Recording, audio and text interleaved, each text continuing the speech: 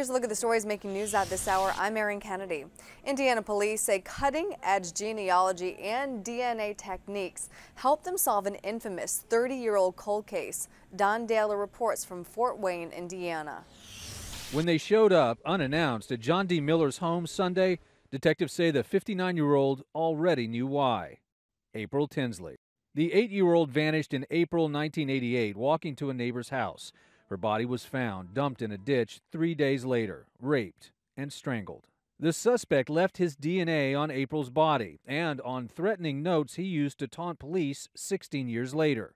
Genetic genealogist C.C. Moore, who appeared in the PBS show Finding Your Roots, helped identify Miller as Tinsley's likely killer. It's exactly the same techniques that you would use for an adoptee to find their birth parents. Moore and her team of DNA sleuths first uploaded the suspect's DNA onto a public genetic database, gedmatch.com, which found distant relatives in about 8 hours. From there, Moore built out family trees and then zeroed in on people who fit the killer's age, physical traits, and location. In Tinsley's case, Moore determined her murderer was either Miller or his brother.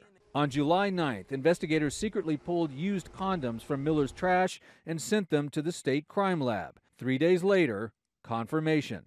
His DNA matched the suspect's. I think it's become pretty clear in general that DNA in all shapes and forms is a tool in the toolbox. Genetic genealogy has already helped police identify suspects in 5 cold cases across the country, including the alleged Golden State Killer, who is tied to dozens of rapes and murders in the 70s and 80s. On the 30th anniversary of Tinsley's death, her mother, Janet, revealed what she wanted to know most from April's killer.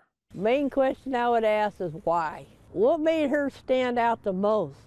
This sign sums up the feeling of this community that's been haunted by this murder for the past 30 years. It's next to the memorial garden that was built near the site where April Tinsley disappeared in 1988.